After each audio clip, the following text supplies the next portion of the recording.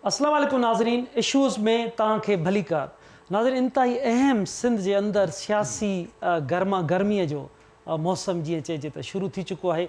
इंतहाई अहम इजलास बिलावल हाउस में आसिफ़ ज़रदारी जी अॻुवाणीअ में, उन में राणा सनाला हुजे, सिंध जो गवर्नर हुजे, MQM जा ख़ालिद मक़बूल सिद्दीकी हुजनि, इहे सभु उन में अॻुवाण मौजूदु आहे। MQM जा सख़्तु एतिराज़ आहिनि त तकबंदियूं जेके आहिनि उन्हनि ते उन्हनि खे एतिराज़ आहिनि त उहे सही न आहिनि, उन में तब्दीलियूं अचनि। कंहिं UC में 90,000 आहे त कंहिं UC में 20, उन्हनि जा मुख़्तलिफ़ उन में दलील उन्हनि ॾिना आहिनि। इन अहम इशूअ ते असां ॻाल्हि ॿोल कंदासीं त हिन वक़्तु जेको ऐलान थी चुको आहे 15 जनवरीअ ते बल्दियाती चूंडुनि जो, MQM जे जेको हिन वक़्तु इहो मुतालबो आहे त छा इलेक्शन जे ऐलान खां पोइ तब्दीलियूं अची सघनि थियूं। MQM अगरि बाइकाट करे थी उन सां कहिड़ो फ़र्क़ु पवे थो। उन समूरी अहम इशूअ ते असां ॻाल्हि ॿोल कंदासीं। असांखे कराची स्टूडियो में जॉइन कयो आहे ख़ुर्शीद अब्बासी साहब, सीनियर सहाफ़ी आहिनि। वेलकम ख़ुर्शीद साहब। तव्हांखे थो चइजे आजिज़ जमाली साहब असांखे जॉइन कयो आहे, सीनियर सहाफ़ी आहिनि। आजिज़ साहब तव्हांखे वेलकम था चऊं। हलीम आदिल शेख साहब PTI जा अॻुवाण अपोज़िशन लीडर आहिनि, उन्हनि बि असांखे जॉइन कयो आहे। ऐं सैयद ज़ैन शाह साहब सिंध यूनाइटेड पार्टी जा अॻुवाण आहिनि, उन्हनि बि असांखे जॉइन कयो आहे। ताज़ो असां उन इशूअ ते बि असां ॻाल्हि ॿोल कंदासीं। ताज़ो सैयद ख़ानदान ऐं पागारो ख़ानदान विच में हिकु थी विया आहिनि ऐं ईंदड़ इलेक्शन गॾियल तौर ते विढ़ण जो उन्हनि फ़ैसिलो कयो आहे। तव्हां सभिनी खे वेलकम थो चइजे। ऐं असीं कोशिशि कंदासीं अॼोके प्रोग्राम में MQM जो मौक़िफ़ु वठिजे, पीपुल्स पार्टीअ जो मौक़िफ़ु वठिजे त हुननि जो छा फ़ैसिलो आहे। अॼु MQM जो वर्कर इजलास बि आहे, उन में MQM छा सिंध हुकूमत खां धार थियण तरफ़ वञे पई या फ़क़ति ही ऐलान आहे। इन अहम इशूअ ते असां ॻाल्हि ॿोल कंदासीं। आजिज़ साहब, ॻाल्हि ॿोल जी शुरूआति तव्हां खां थी कजे। तव्हां मुसलसल इन्हनि मामलनि खे कवर बि कयो था। तव्हांखे छा थो नज़र अचे? MQM जो अॼु वर्कर इजलास बि आहे, कल्ह इंतहाई अहम इजलास बिलावल हाउस में बि थियो। कहिड़ा फ़ैसिला थियण तरफ़ वञनि पिया? MQM वाक़ई बि धार थियण तरफ़ वञे पई, बाइकाट थियण तरफ़ वञनि पिया, या ही फ़क़ति सियासी बयानबाज़ी आहे? ॾिसो, ॿ टे मामला आहिनि हिन में। इहा ॻाल्हि सम्झणु घुरिजे त बुनियादी तौर ते ही सभु मामला हिन वक़्तु जेको फोकस आहे उहो मकानी इदारनि जे चूंडुनि ते आहे। ऐं पीपल्स पार्टी या MQM इहो सम्झनि थियूं त जेकॾहिं मकानी इदारनि जूं चूंडूं थियनि थियूं त उन्हनि खे जेके उन्हनि जूं मुख़ालिफ़ पार्टियूं आहिनि, PTI या जमात इस्लामी या ॿियूं पार्टियूं जेके आहिनि उहे टफ टाइम ॾेई सघनि थियूं। ख़ासि तौर ते MQM खां इहो मसइलो आहे छो जो MQM ख़ुदि पंहिंजे अंदरि में विखिरियल आहे, टुकड़नि में आहे, हू पंहिंजे इतिहाद जी कोशिशि करे पई। उनजे करे इहो नज़र अची रहियो आहे त MQM नथी चाहे त हिन वक़्तु घटि में घटि 15 जनवरी ते मकानी चूंडूं थियनि। पर ॿिए तरफ़ सूरत हाल इहा आहे त हिकिड़ो इलेक्शन कमीशन जो दबाव आहे, अदालतुनि जा फ़ैसिला आहिनि ऐं पीपल्स पार्टी मजबूर आहे त हू 15 जनवरी ते मकानी चूंडूं कराए। जॾहिं MQM खे इहो अंदाज़ो थियो त मकानी चूंडूं हाणे थियण तरफ़ वञनि पियूं, ख़ासि तौर ते कुझु ॾींहं अॻे जेको बिलावल हाउस ते पीपल्स पार्टी जे बल्दियाती उम्मीदवारनि जे कन्वेंशन खे ख़िताब कंदे बिलावल भुट्टे ज़रदारी इहो चयो त जेको ईंदड़ मेयर हूंदो कराचीअ जो उहो जियालो हूंदो। उनखां पोइ हिननि खे MQM वारनि खे कावड़ बि लॻी इन ॻाल्हि ते। त उनजे करे कल्ह जेका मीटिंग थी, जेको तव्हां पंहिंजो ॿुधायो इंट्रो में, हुन मीटिंग में बि मामिलो अञा ताईं हल न थियो आहे। पर ॿुधो इहो आहे, जेको ज़रिया ॿुधाइनि थिया त MQM खे आसिरो ॾिनो वियो आहे त हू कंहिं बि जल्दबाज़ीअ जो को फ़ैसिलो न करे ऐं हुनजे मसइले खे हल कयो वेंदो। अॼु बि कुझु राब्तनि जी ॻाल्हि बि हले पई त सूबाई कंहिं वज़ीर शायदि राब्तो कयो हुजे MQM जे अॻुवाणनि सां। आसिफ़ अली ज़रदारी बि हिदायतूं ॾिनियूं आहिनि त MQM सां ॿीहर राब्तो कयो वञे ऐं उन्हनि जी ॻाल्हि खे ॿीहर ॿुधो वञे, डिस्कनेक्ट न कयो वञे उन्हनि खे। त जेका जनरल काउंसिल तव्हां ॻाल्हि था कयो, जनरल काउंसिल में हिकिड़ी तजवीज़ इहा बि आहे त सिंध हुकूमत जे ख़िलाफ़ को मुज़ाहिरो कयो वञे, या सिंध हुकूमत जे ख़िलाफ़ न त कंहिं न कंहिं जेके ही तकबंदियूं आहिनि या ॿिया बल्दियाती इशूज़ खणी को वॾो मुज़ाहिरो या रैली कढी वञे। अहिड़ो को फ़ैसिलो अॼु जे जनरल वर्कर इजलास में थी सघे थो। पर मूंखे नथो लॻे त को MQM अॼोके इजलास में हुकूमत या वज़ारतूं छॾण जो को फ़ैसिलो कंदी या मकानी चूंडनि जे बाइकाट जो को फ़ैसिलो कंदी, इहो अॼु नज़र नथो अचे। तव्हांखे मां हीअ बि ॿुधाईंदो न त ही सिंध हाई कोर्ट में हिकिड़ो केस बि हलंदड़ आहे।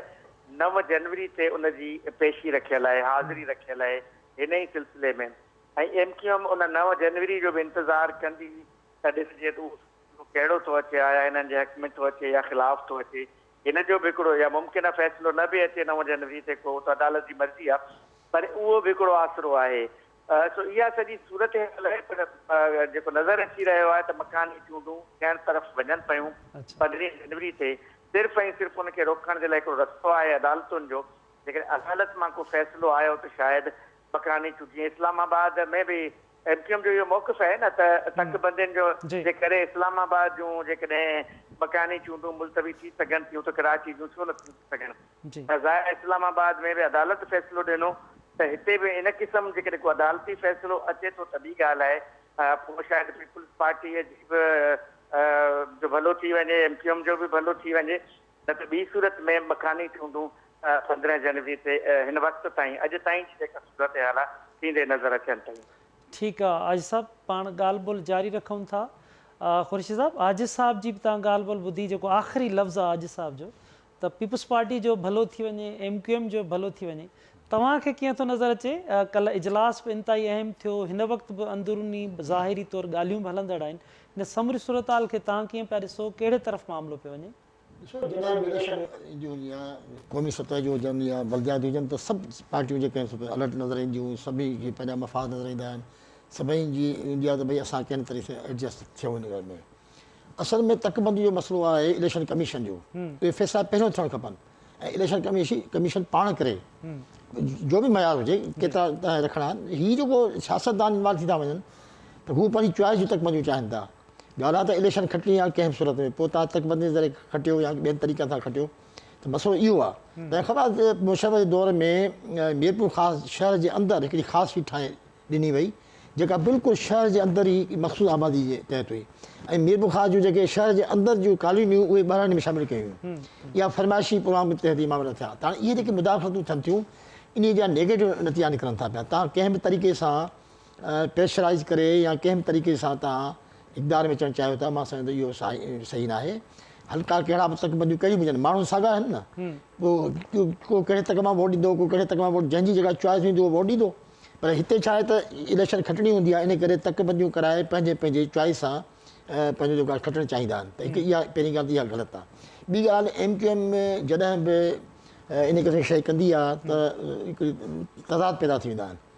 हाणे मुंहिंजे ख़्याल में पीपुल्स पार्टी ख़ुदि चाहे थी त इलेक्शन थोरी देरि सां थिए, छो त हाणे अॼुकल्ह तरक़ियाती कम वग़ैरह सभु जेके थियनि पिया आहिनि शहर में, उहे पीपुल्स पार्टी क्रेडिट में वञनि पिया। पीपुल्स पार्टी करणु चाहींदी त इन में का चेंज अची वञे, का ॿी पार्टी अचे भई क्रेडिट उहा खणी वञे।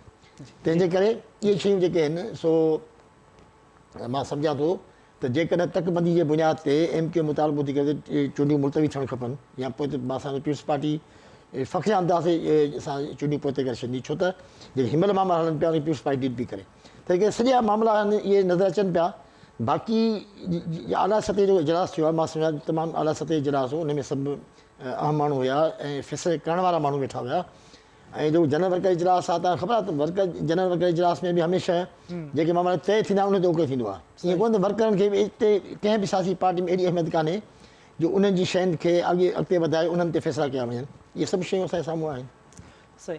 अच्छा ख़ुर्शीद साहब, हिन में मामिलो अचे थो त पीपुल्स पार्टी जी MQM आहे, MQM जो चवणु आहे त मुआहिदो असां सां कया विया हुआ, उन में पहिरियों जेको नुक़्तो हो पीपुल्स पार्टी सां मुआहिदे जो उहो तकबंदियुनि जी तब्दीली जो आहे। MQM इन मामले खे साम्हूं खणी थी अचे त उन टाइम जेके मुआहिदा कया विया त छा हुकूमत तब्दीली लाइ ॾिसी वाइसी न कया विया या ईअं ई बसि तड़ तकड़ में मुआहिदा कया विया त फ़क़ति हुकूमत तब्दील करणी आहे, उनजे करे असांखे मुआहिदा करे ऐं हुकूमत में अचिणो आहे? साईं, जेके मुआहिदा आहिनि न, ॾिसो तव्हां माज़ी में वञो, सभई मुफ़ादनि ते जेको सो मुबनी हूंदा आहिनि, मुफ़ाद साम्हूं रखिया वेंदा आहिनि, मुआहिदा थींदा आहिनि। पोइ केतिरनि मुआहिदनि ते अमल थींदो आहे, के मुआहिदा नाक़ाबिल अमल हूंदा आहिनि, कनि ते अमल थी वेंदो आहे। ऐं इहे शिकायतूं MQM खे पीपुल्स पार्टी सां आहिनि, पीपुल्स पार्टी खे MQM सां आहिनि शुरू खां वठी, त असांजे हिन फलाणे मुतालबे ते अमल थियो, फलाणे मुआहिदे ते अमल न थियो। त इहे जेके आहिनि सो अच्छा वरी वक़्तु एॾो तेज़ी सां गुज़रे थो ऐं एॾी तब्दीलियूं अचनि थियूं हुकूमतुनि में ऐं मामलनि में जो उहे पुराणा मुआहिदा जेके आहिनि माण्हू खे थी था वञनि, भई नया नया मुआहिदा साम्हूं था अचनि। तंहिंजे करे मां सम्झां थो तमामु मुआहिदनि खे पोइ ते रखे उसूली बुनियाद ते तकबंदियूं थियणु खपनि त बराबरि जे बुनियाद ते किथे केतिरा आहिनि ऐं इहे तकबंदियूं सियासी बुनियाद ते न थियणु खपनि त कंहिंजी किथे अक्सरियत आहे, कहिड़ो इलाइक़ो कंहिं वटि आहे, उते हुनखे नंढा तक ठाहे खटाए ॾिनो वञे, ईअं न हुअणु खपे। मां सम्झां थो इलेक्शन कमीशन खे मुदाख़लत करणु खपे ऐं इलेक्शन कमीशन जेका आहे पाण तकबंदियूं करे, अगरि इलेक्शन कमीशन सम्झे थी त त सही आहे फ़ैसिलो त दुरुस्त हुअणु खपे। जेकॾहिं इलेक्शन कमेटी खे कन्विंस कनि था त न ग़लति आहे त इलेक्शन कमेटी कमीशन जेका आहे सो वरी ॿीहर जेको तकबंदियूं करे तरीक़े सां करे त मां सम्झां थो त इलेक्शन खां पोइ नताइज अचण खां पोइ इख़्तिलाफ़ न थियणु खपनि। पोइ असां ॾिसो माण्हुनि जा मसइला वधी विया आहिनि। तव्हां सियासी लड़ाई पंहिंजी हिते वॾी वणंदा रहो पर माण्हुनि जे मसइलनि खे तव्हां ॾिसो त पोइ लड़ायूं फुदियूं थियूं लॻनि। तंहिंजे करे अगरि पहिरियों तव्हां जेको कुझु करिणो आहे पहिरियों कयो, इलेक्शन खां पोइ हिक ॿिए जे मैंडेट खे तस्लीम कयो वञे ऐं माण्हुनि जा मसइला हल कया वञनि त पोइ मां सम्झां थो त इहे बहितर फ़ैसिला हूंदा। बिल्कुलु। अच्छा आजिज़ साहब, ख़ुर्शीद साहब खां मूं इहो ई सुवालु कयो तव्हां खां त MQM अॻुवाणनि सां ॻाल्हि ॿोल कजे थी, सदन इहो ई चवणु हुजे थो त जेको मुआहिदे जो पहिरियों नुक़्तो ई तकबंदियुनि में तब्दीली हो त पीपल्स पार्टीअ एतिरा उन्हनि सां मुआहिदा कया, नून लीग मुआहिदा कया, त हाणे MQM उहा ई त डिमांड हिननि खां करे रही आहे त मुआहिदनि ते अमल कयो वञे।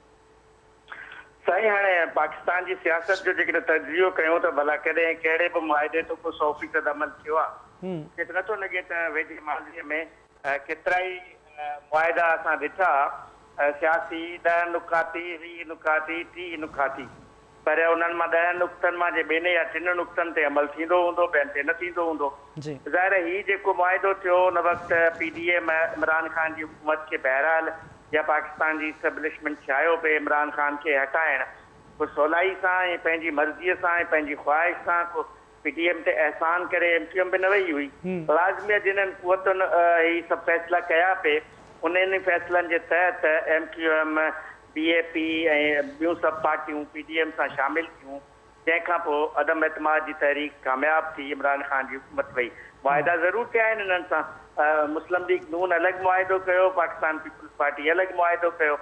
जेकॾहिं ॻाल्हि मुआहिदे जी थी कजे त पोइ मुआहिदे में त सिंध काबीना में शामिलु थियण जी ॻाल्हि बि कान्हे, मुआहिदे में त जेको आहे सो गवर्नर जी ॻाल्हि बि कोन्हे, ॿियूं ॻाल्हियूं बि न आहिनि। पर ॻाल्हि इहा आहे त सियासी मुआहिदा पंहिंजे वक़्तु कढण जे लाइ हूंदा आहिनि, पर इहो फैक्ट आहे त पीपल्स पार्टी जेको मुआहिदो कयो उन में तकबंदियूं ऐं नओं बलदियाती निज़ाम इहे सभु ॻाल्हियूं शामिलु आहिनि, जंहिं ते MQM स्टैंड वठे थी। डोमिसाइल जी ॻाल्हि ॿिनि मुआहिदे में शामिलु आहे, हिते बि MQM स्टैंड वठे थी।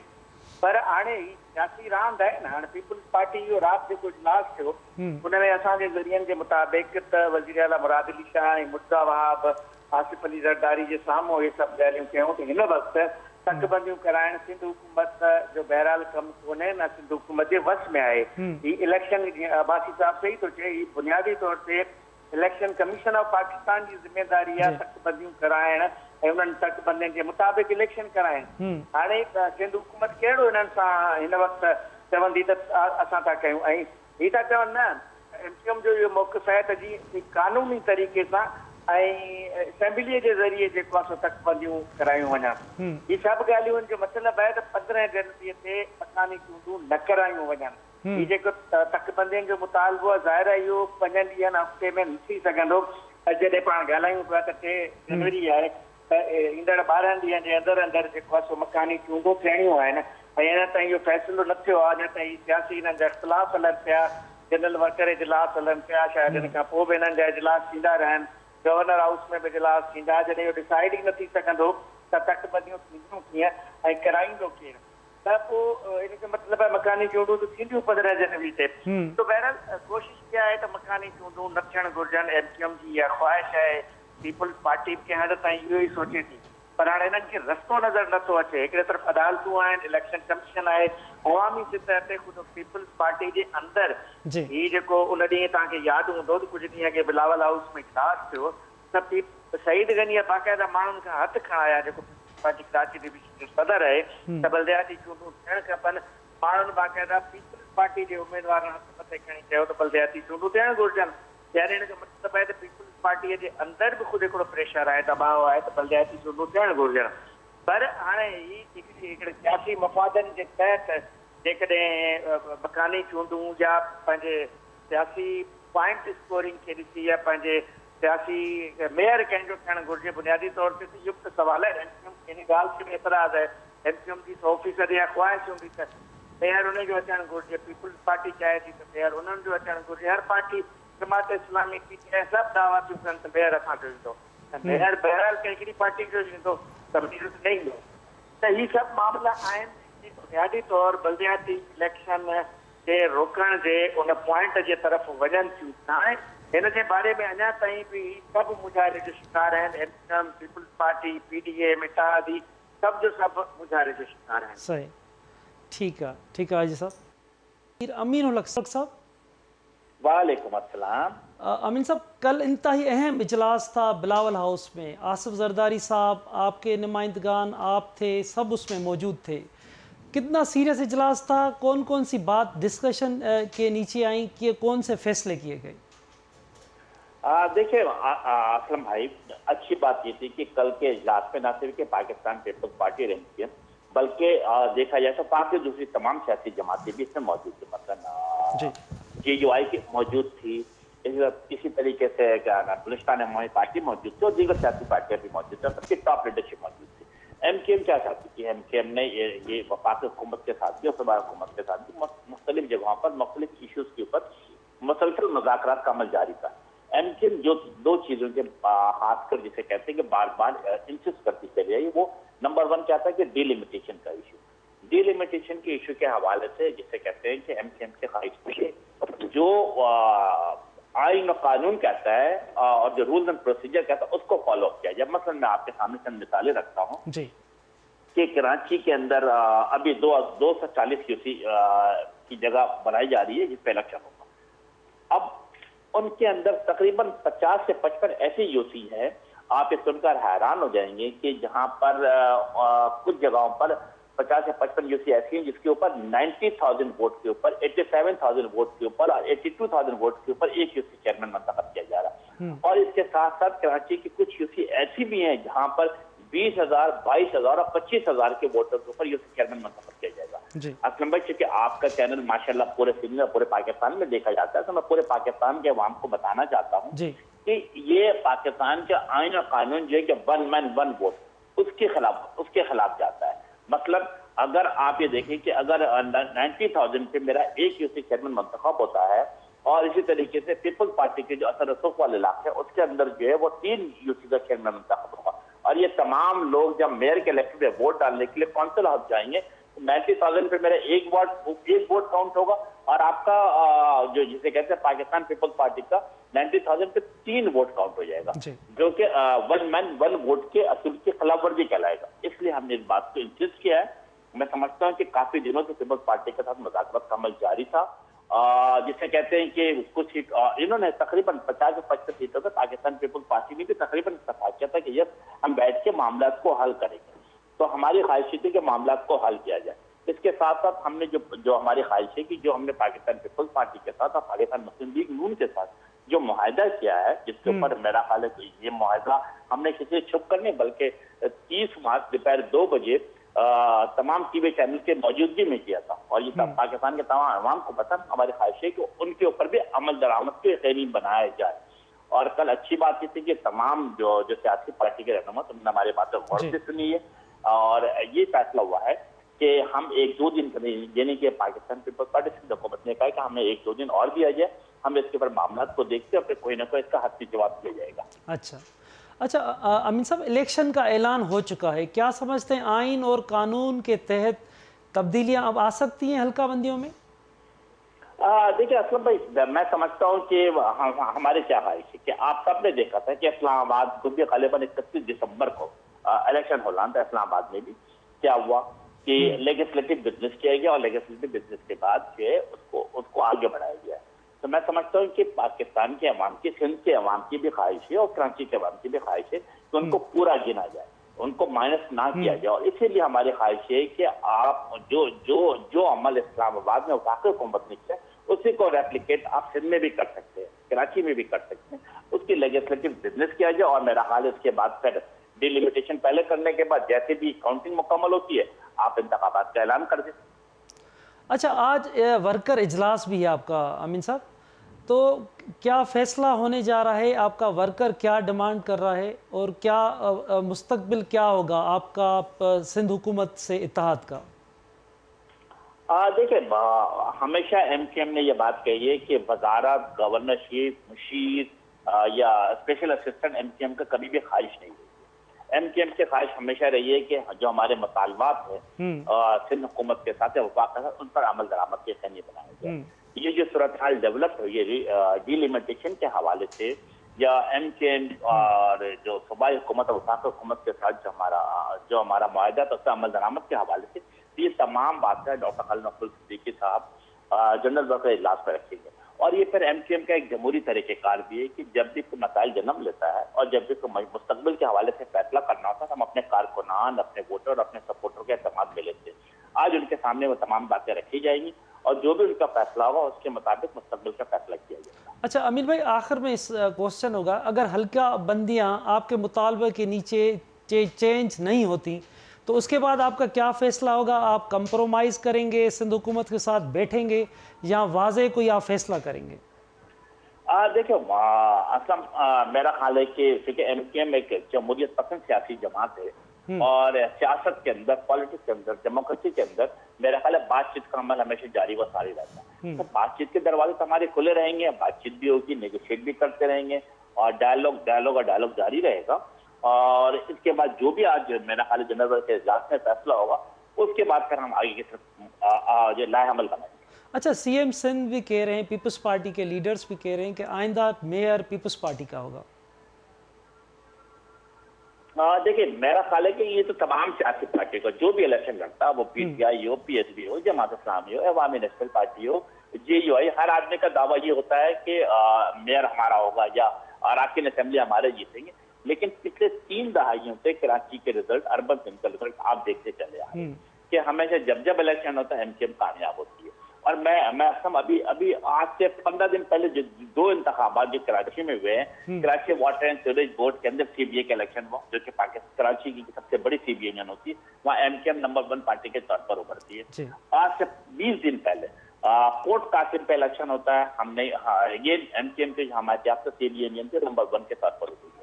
जिसका मतलब है कि कराची के अवाम हमारा वोटर सपोर्टर है, अगर उससे नाराज भी है तो आखिर में हमसे हमारे साथ जुड़ जाता है, हमारे साथ खड़ा होता है और हमेशा वोट इंतखाबी निशान पतंग के साथ ही खड़ा होता है। तो हमें उम्मीद है कि इंशाअल्लाह ताला जब भी इंतखाबात होंगे MKM वाज़ा मार्जिन से कामयाबी हासिल करेगी और इंशाअल्लाह ताला आने वाले वक्तों में मेयर भी कराची को, हैदराबाद को MKM पाकिस्तान का ही होगा। बहुत शुक्रिया आमिर भाई, आपने KTN न्यूज़ को वक्त दिया। सैयद ज़ैन शाह साहब बस सां गॾु मौजूद आहिनि। शाह असां तकबंदनि ते डिस्कशन करे रहिया आहियूं, MKM अॻुवाणनि सां बि असांजी ॻाल्हि ॿोल थी आहे त इंतहाई अहम सियासी मोड़ आहिनि सिंध में, सियासी तब्दीली, सैयद ख़ानदान, पागारो ख़ानदान, इन जो पाण में मिलणु ऐं नए सिर तां वरी गॾियल तौर ते इलेक्शन विढ़णु, GDA में SUP शामिल थी आहे उन इतिहाद में। उन बारे में असांखे ॿुधाईंदव त छा प्लान आहे ईंदड़ इलेक्शन लाइ तव्हांजो? GDA में वञण जो सबब त तफ़सील तव्हांखे ॿुधायूं था, पर GDA सां 2017 में बि सीट एडजस्टमेंट थी हुई ऐं GDA PTI सां, ऐं उन बुनियाद ते असां सिंध पार्टी इलेक्शन विढ़ी हुई। पर हिन भेरे अॻुवाट करण जो ऐं गॾियल मुतहदा अलायंस ठाहिण जो इन करे आहे त पाकिस्तान पीपल्स पार्टी सिंध जे नाले ते सिंध कार्ड इस्तेमालु कंदे सिंध खे विकिणी विराए ऐं अॻियूं इक़्तिदार वठणु थी चाहे पंहिंजे आकान खे ख़ुशि करण लाइ।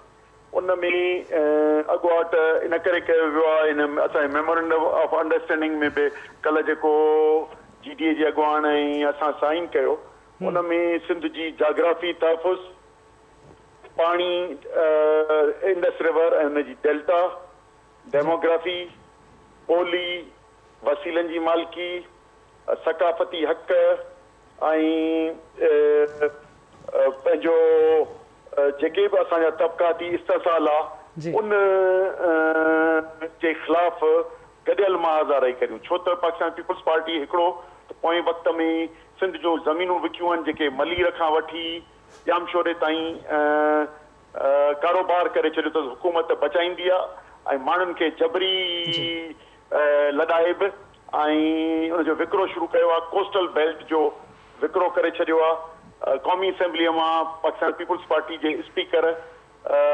सिंध खे पाकिस्तान में नवां सूबा क्रिएट करण लाइ, जंहिंजो इंटेंशन पहिरियों सिंध आहे। सिंध इन करे आहे त एग्रीमेंट जेको PDM कयो MQM सां, उन में नवां एडमिनिस्ट्रेटिव यूनिट यानी सूबा ठाहिण जे लाइ वाइदो कयो वियो ऐं हींअर उहा कमेटी ठाही वई आहे। त हिकु तरफ़ जाग्राफीअ ते, डेमोग्राफी ते जेको मुस्तक़िल हमला आहिनि ऐं वसीलनि जो विक्रोप कयो अथसि, सरेंडर कयो अथसि। 18 तरमीम में जेके असांखे हक़ मिलियल हुआ, जंहिंजो राग ॻाईंदी आहे पीपुल्स पार्टी, सूबाई असेंबलीअ में 2 हफ़्ता अॻे जेको करारदातूं पास कयूं आहिनि 144 147, उन में वसीलनि तां एग्जीक्यूटिव पावरनि तां 2 महीननि ताईं सरेंडर कयो अथसि। इहो हिकिड़ो मिसाल क़ाइमु कंदा ऐं पोइ सदाईं लाइ सरेंडर कंदा।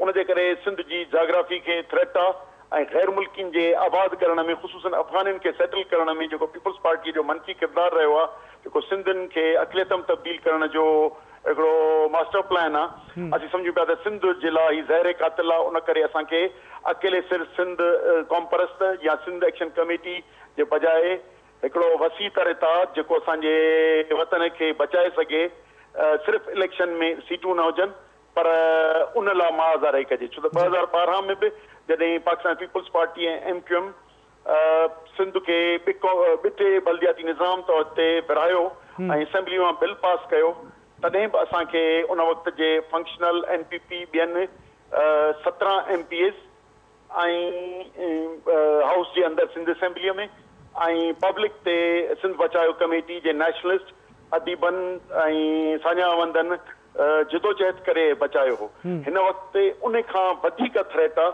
छो त अक्सरियत ज़मीन जो विकिरो थी वियो आहे, वसीलनि जो कंपनियुनि जे अॻियां सौदो थी वियो आहे। उन करे असां सम्झूं पिया त हिन इलेक्शनी प्लेटफॉर्म खे मुल्की लेवल ते हिकिड़ो मज़बूत इतिहाद ठाहियूं जेको असांजे वतन खे तहफ़ुज़ ॾे ऐं ॿियो ही बेमान ऐं सिंध दुश्मन पाकिस्तान पीपुल्स पार्टी जमायत मां असांजी जान छुटे, जेका 13 में ऐं 18 में इस्टेब्लिशमेंट हिन खे खटाए ऐं ग़लति तरीक़े सां हिन खे इक़्तिदार मांदो। जीअं ही पाण ॿियनि खे चवंदा आहिनि, असां वटि इस्टेब्लिशमेंट जी सिलेक्टेड जमायत आहे जेका 13 ऐं 18 में सिंध जे विकिरे ऐं ज़मीन खे 3 वाल करण लाइ कयो वियो आहे। सो उन खे रोकण लाइ असां वटि ॿियो मुआज़ कोन्हे।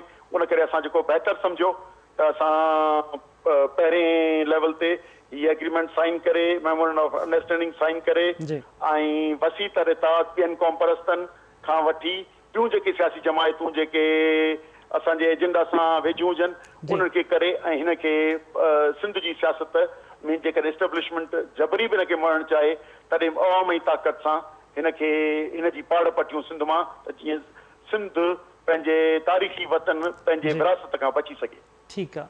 अच्छा, हलीम आदिल शेख साहब, डिस्कशन तव्हां बि ॿुधी रहिया, तकबंदियुनि जे हवाले सां इंतहाई अहम इजलास ज़रदारी साहब जी सदारत में थियो। MQM उन में शरीक आहे। अॼु MQM जो वर्कर इजलास बि आहे। MQM नाराज़ आहे त तकबंदियूं कयूं वयूं, उन में तब्दीलियूं नथियूं कयूं वञनि।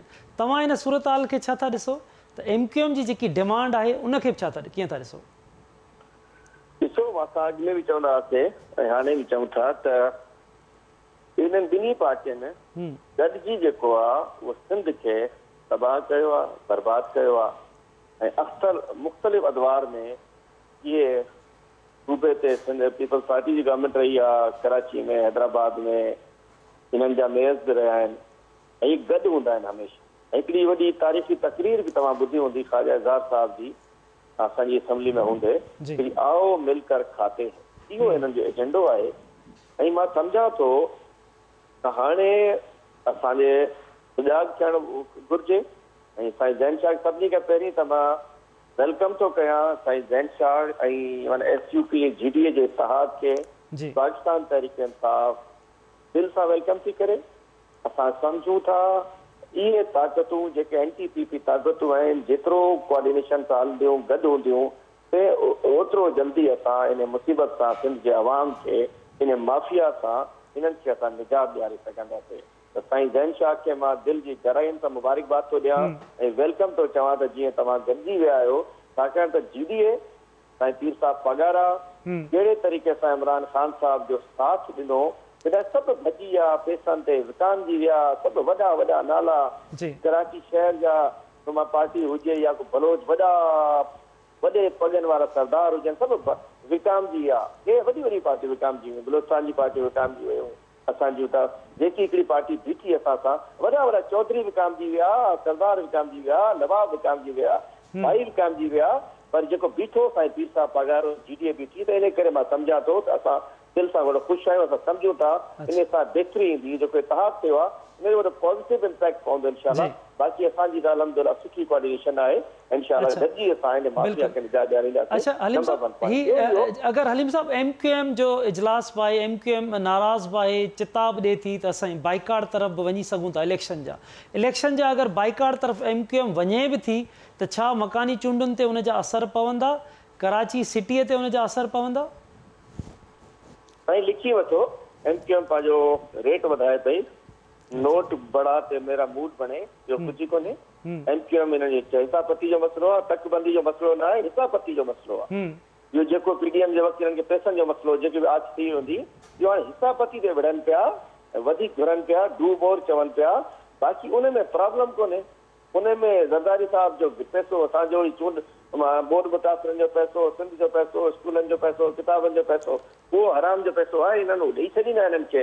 हाणे ही चवनि पिया MQM वारा त मिलंदो कंहिंखे बि कोन, त मेयर हैदराबाद असांखे ॾियो, कराची जो बि ॾियो, हू चवनि था असांखे पैसा वठो, माना पैसनि जो मसइलो आहे हींअर। बाक़ी इहो नूरा कुश्ती आहे, इहो ॿई पार्टियूं पंहिंजो पाण खे भॼण जी तयारी आहे, इलेक्शन मां जान छॾाइजे, इलेक्शन खां निकिरजे, इलेक्शन मां भॼिजे, या जूता छॾे भॼी वञी ॿई पार्टी तव्हां ॾिसो इन इलेक्शन खां। ऐं मां सम्झां थो त इहो भली वर्कर इहे पुराणा ड्रामा हुसैन जे ज़माने खे ॾिसंदा पिया अचूं असां, ये वर्कर इजलास, राब्ता कमेटी जो इजलास, प्रेस कॉन्फ्रेंसूं, ब्लैकमेलिंग, रुगो माल खपे, माल खपे, माल खपे, ॿियो कुझु कोन्हे। मां नथो सम्झां, इन्हनि जी ख़्वाहिश आहे त इलेक्शन अॻिते थी वञे, छा इलेक्शन जेको इलेक्शन कमीशन आहे उहो पाण हिननि सां सफ़ा गॾु बीठल आहे, हीअ भॼण चाहिनि था। हिननि खे ख़बर आहे त कराची में, हैदराबाद में हिननि सां कहिड़ो हशर थींदो, तंहिं करे पीपल्स पार्टी MQM ॿई इलेक्शन सां भॼण चाहिनि था, जीअं इस्लामाबाद जे इलेक्शन मां ई भॼी विया। ठीक है हलीम आदिल शेख साहब, वरी महिरबानी तव्हांजी। सैयद ज़ैन शाह साहब, हिन मामले ते तव्हां खां कमेंट्स वठंदुमि त ही जेको इजलास थियो आहे कल्ह आसिफ ज़रदारी साहब जी सदारत में, MQM उन में चिता ॾिनो आहे त हू धार थी वेंदा, तकबंदियूं ठीकु न थियूं, हिन जेको नवां ही मामला हलनि पिया उनखे तव्हां कीअं था ॾिसो त मामिलो कहिड़े तरफ़ वञे पियो? हाणे डिलिमिटेशन जो टाइम ई कोन्हे। अच्छा, जेकॾहिं हींअर तकबंदियुनि जी फेरफार जी ॻाल्हि जेकॾहिं अचे थी डिलिमिटेशन जी, त पोइ यकीनन जेको पहिरियों फेज़ थियो आहे उन में खोड़ एतिराज़ हुआ तकबंदियुनि जा, उहे न मञिया विया, चयो वियो त यकदमि इलेक्शन करायो, कोर्ट इहो चयो, इलेक्शन कमीशन इहो चयो, असां एतिराज़ विधा हुआ। पहिरियां जेके 13 ज़िला सिंध जी इलेक्शन थी आहे उनखे डिलिमिटेशन जो टाइम ई कोन्हे। ही पीपल पार्टी ऐं MQM जी हिकिड़ो ॾेखारो आहे। MQM हींअर जीअं अक्सरियत वॾी शहर में हैदराबाद कराची में हूंदी उहा कमज़ोर थी वई आहे। हाणे ही जनरल इलेक्शन्स ताईं ईअं था वञणु चाहिनि त असांजा नाराज़ आहियूं, असांखे हक़ न मिलिया, अहिड़े क़िस्म जो वरी को नस्ली तज़ाद पैदा करे वोट खे इंटैक्ट करणु था चाहिनि। हिकु ॿियूं मुख़्तलिफ़ जमायतूं जेके आहिनि उन्हनि सां जेके MQM जूं ॿियूं जमायतूं उन्हनि खे बि जेको गॾण जी जेका कोशिशि पई कई वञे, इहा ज़ाहिरी तौर ते पार्टियुनि जी न आहे, पर मजमूई तौर ते एस्टेब्लिशमेंट जीअं बाप जी पार्टी खे, पीपल पार्टी खे, नून लीग खे, MQM खे गॾे ऐं फेडरल गवर्नमेंट ठाही, ईअं ही सिंध जी तयारी पिया कनि त हिन वक़्ते वरी हिनखे प्लेटम रखी ॾियूं, छो त हीअ असांजो सुठो चएदार ज़रदारी माफ़िया आहे जेका सिंध असांजे डिशम रखी ॾिनी अथसि। असांजी 270 किलोमीटर कोस्टल बेल्ट लिखी ॾिनो अथसि, असांजो कोहिस्तानी बेल्ट सॼो लिखी ॾिनो अथसि, त अहिड़े क़िस्म जे गैर मुल्कनि खे आबाद पियो करे त इहो वणण लाइ सिंध खे विराए ऐं ईंदड़ हुकूमत वठणु चाहे। ऐं कराचीअ में छो त PTI बि हिकिड़ो फैक्टर आहे ऐं जमात इस्लामी बि हिकिड़ो फैक्टर आहे, त तीअं आउं सम्झां पियो त हिननि जी इहा आहे त हिन इलेक्शन्स खां हींअर बचूं ऐं न त मुमकिन आहे त हिते जी सिटी गवर्नमेंट न ठाहे सघनि या अधु टाउन ठाहे सघनि, अधु न खटे सघनि। इन ख़ौफ़ खां ही हथरादू नाटक आहे। बाक़ी डिलिमिटेशन हींअर थियणी कान्हे, छो त उहो हिकिड़ो प्रोसेस आहे आइनी जेको ख़तम थी चुको आहे, जेको जेकॾहिं थींदो त वरी सॼी सिंध में थींदो, हिकिड़े कंहिं ख़ासि इलाइक़े में नथो थी सघे। अच्छा ख़ुर्शीद अब्बासी साहब, सवेल बि तव्हां इन ते तफ़सीली ॻाल्हि ॿोल ॿुधाई, त छा था तव्हां सम्झो अगरि ही फ़रारियत तरफ़ वञे थो मामिलो या कहिड़े तरफ़ वञे थो, त मकानी चूंडुनि में देरि थिए थी, मकानी चूंडूं नथियूं थियनि, मकानी चूंडूं केतिरियूं ज़रूरी आहिनि हिन वक़्तु सिंध लाइ? मकानी चूंडूं तमामु ज़रूरी हूंदियूं, छो त इन कंदा सियासत जी नफ़री जी हितां जेको सियासतदान पैदा थींदा हिते निकिरंदा सिखंदा ऐं बुनियादी मसइला माण्हुनि जा आहिनि नंढी लेवल जा, ख़ासि तौर तव्हां जेके ॿाहिरि जूं यूसियूं आहिनि उते नंढा नंढा मसइला आहिनि माण्हुनि जा, उहे उतां जे जो लोकल चेयरमैन में अगरि अकुल सेंस हुजे ऐं उनखे उहे सलाह ॾिनियूं वञनि त उहे उते मामला हल करे सघनि था। असांजे नंढा शहर आहिनि उते पीअण जे पाणी जो वॾो मसइलो आहे, इहो इन जे थ्रू हल थींदो। लोकल लेवल ते जेको पुलिस वां उते जेको किरदारु आहे पुलिस जो उनखे हू फेस करे सघंदा। नंढा नंढा झड़ा थियनि था उन में अगरि अमन कमेटियूं ठाहे उते उनखे डील कयो वञे त शायदि माण्हुनि जा वॾा नुक़सान न थियनि। त ख़बर हिकिड़ो वाक़ियो थियो उते मोटरसाइकिल जी पार्किंग जो मसइलो हिन में थियो शिकारपुर में, उते झेड़ो थियो, केतिरा माण्हू हुआ हुन में। इहे नंढियूं नंढियूं शयूं जेके आहिनि से अॻिते वधी थियूं वञनि त इन मकानी निज़ाम जे ज़रिए तव्हां उनखे डील करे सघो था, तव्हां उनखे क़ाबू पाए सघो था, तव्हां हेठि लेवल ते माण्हुनि खे इंसाफ़ ॾेई सघो था, सफ़ाई सुथराई आहे, घणियूं शयूं आहिनि। तॾहिं करे तमामु अच्छा असल में मसइलो आहे त उते बि सियासत अची वई आहे। हीअ बग़ैर सियासत जो हुअणु खपनि ऐं माण्हुनि जी ख़िदमत लाइ इदारा ठहणु खपनि जेके हेठि लेवल ते माण्हुनि जी ख़िदमत कनि, उनजा मसइला हल कनि। इहो असांखे बदकिस्मती सां उते बि सियासत अची वई आहे। ऐं ॿी ॻाल्हि त ॾिसो न, हीअ जेके बाइकाट अचनि था इहे सॼो हिन जो हिसो आहिनि, जेके एग्रीमेंट बाइकाट या मुज़ाकरात, इहे सभु हिकिड़ी सियासी हिन जो हिसो आहे। उहो को किथे थो खेॾे, केरु किथे थो खेॾे, त इहे शयूं असांखे माज़ी अच्छा असल में हाणे जेका वरी नई ॻाल्हि आई आहे साम्हूं, जॾहिं गवर्नर सिंध में इतलाफ़ कयो आहे त मुंहिंजी ज़िमेदारी लॻाई वई आहे त मां वरी धड़नि खे गॾु कयां। त माना त धड़ा गॾु करणु मतिलबु आहे त इहो ताक़त साॻी आहे न। MQM जी वारी ताक़त हिकिड़ी डिवाइड थी वई, मिसाल डॉक्टर फारूक सत्तार जे हिसे में आई, का PSP जे हिसे में आई, का हक़ीक़ी जे हिसे में आई। हाणे उहा जेकर तव्हां सभई गॾु था कयो वरी ताक़त उहा साॻी आहे पुराणी, पावर वधी त कोन वेंदो न, पर ॻाल्हि आहे त माहौल सां बि पुराणो ठहंदो वरी, जो जंहिं माहौल में असां रहियासीं हिते जेका हिन शहर जो हशर थियो वरी वापसि न वञे होॾे। तंहिं करे हिते मां चवां ईअं न करणु खपे। हिन वक़्तु पीपल्स पार्टी सिंध गवर्नमेंट वटि आहे, वफ़ाक़ में हिसो ठहियलु आहे हुनजो। बदिया जे हवाले सां पीपल्स पार्टी खे जेको वॾो किरदारु अदा करिणो आहे उहो सिंध जे ॿियनि ज़िलनि में करिणो आहे। मिसाल जेके ॿाहिरियूं आहिनि सिंध जूं, उते वॾी तबाही आहे, उते अमन अमान जो मसइलो आहे, ॿिया इहे शयूं आहिनि। तंहिं करे मकानी निज़ाम जी हर लिहाज़ सां अहमियत आहे, उनखे उन तरीक़े सां मकानी निज़ाम इंतिहाई ज़रूरी आहे ऐं मकानी चूंडूं बि इंतिहाई ज़रूरी आहिनि त जीअं हेठी सतह ताईं माण्हू जा मसइला हल थी सघनि। ख़ुर्शीद अब्बासी साहिबु वॾी महिरबानी तव्हांजी, सैयद ज़ैन शाह साहिबु तव्हांजी महिरबानी, हलीम आदिल शेख साहिबु, आजिज़ जमाली साहिबु, अमीनुल हक़ साहिबु असांखे टाइम ॾिनो, तव्हां सभिनी जी महिरबानी। इंतिहाई नाज़रीन अहम टॉपिक आहे मकानी निज़ाम जो हुजणु, जंहिंजे हेठी सतह ताईं नालीअ खां वठी घिटीअ ताईं पाणीअ ताईं समूरा जेके मसइला आहिनि, मकानी निज़ाम जे मज़बूत हुजण सां, उन जे हुजण सां ई मसइला हल थी सघनि था। हिन वक़्तु जेके मौजूदा सूरत हाल हली रही आहे, MQM जो चिता आहे त हू अलॻि थी वेंदा। अॼु वर्कर इजलास बि उन्हनि जा आहिनि, मुख़्तलिफ़ फ़ैसिला कया पिया वञनि त जीअं हिन मामले जो को हल निकिरी सघे।